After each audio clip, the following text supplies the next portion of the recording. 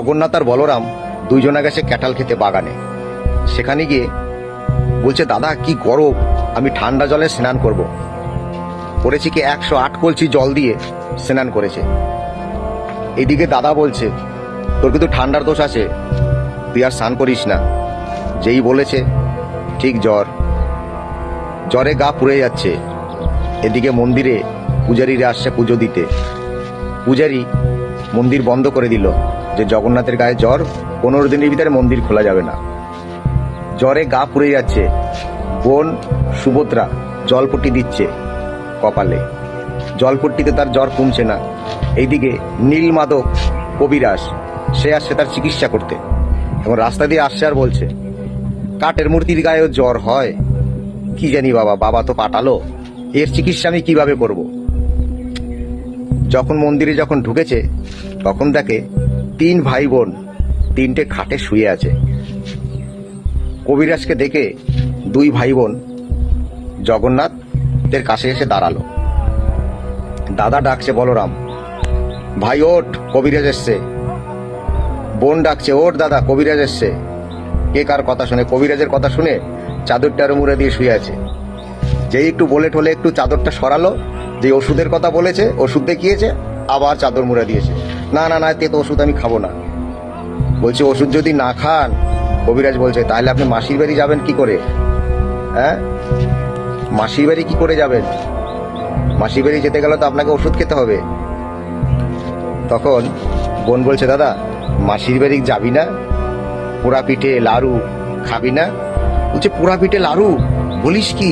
এ বোন তাড়াতাড়ি দে আমাকে ওষুধটা দে। ওষুধটা খেলো।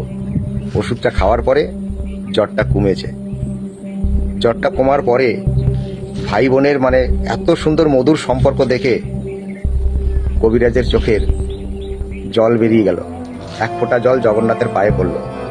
কবিরাজ বলল যে, আমার রথের রশির প্রথমে থাকবে তুমি। আশীর্বাদ করলো। এইবারে জ্বর সেরে গেছে, মাসির বাড়ি তো যেতে হবে। কিন্তু লক্ষ্মী যদি রাজি না হয়, লক্ষ্মী তো রাজি হবে না। লক্ষ্মীকে বলছে, লক্ষ্মী আমি মাসির বাড়ি যাব। বলছে, না মাসির বাড়ি যাওয়া হবে না, তোমার কথার কোনো দাম থাকে না, তুমি মাসির বাড়ি গেলে আর তুমি আসতে চাও না।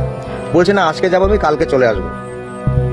বলছে, না যাওয়া যাবে না। বলছে, লক্ষ্মী আমি কালকে চলে আসবো, তোমায় বলছি, বিশ্বাস করো তুমি। বলছে, কালকে আসবে তো? বলছে, হ্যাঁ আসবো।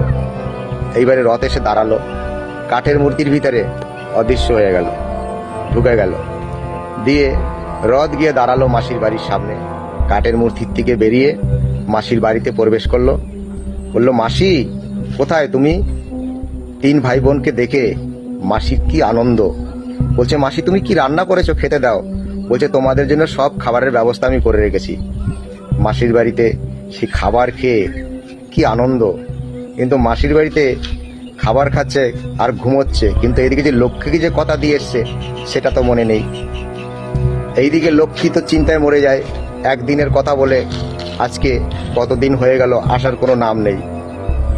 হট করে ঘুম ভেঙে গেছে জগন্নাথের। আমি যে লক্ষ্মীকে কথা দিয়ে এসেছি, একদিনের ভিতরে ঘুরবো, তো 7 দিন হয়ে গেল। এইদিকে বোনকে ডাকলো, দাদাকে ডাকলো, যে আমি যে লক্ষ্মীকে কথা দিয়ে এসছি দাদা, একদিনের 7 দিন হয়ে গেল, কি করব? বাড়িতে গেলে তো লক্ষ্মী খুব রেগে যাবে। লক্ষ্মীর রাগ কিভাবে ভাঙাতে হবে? লক্ষ্মী যেভাবে রেগে যাবে আমার উপরে, সে লক্ষ্মীর রাগ আমি কিভাবে ভাঙাবো? যাই হোক, 7 দিন পরে বাড়ি ফিরে যায়। এরপরে লক্ষ্মীর রাগ কিভাবে ভাঙিয়েছে সেই ভিডিও আশা করি আপনারা পরবর্তীকালে দেখবেন। পরবর্তীকালে ঘটনা পরের ভিডিওতে পাবেন। জয় হরি বল, সকলেই ভালো থাকবেন, নমস্কার।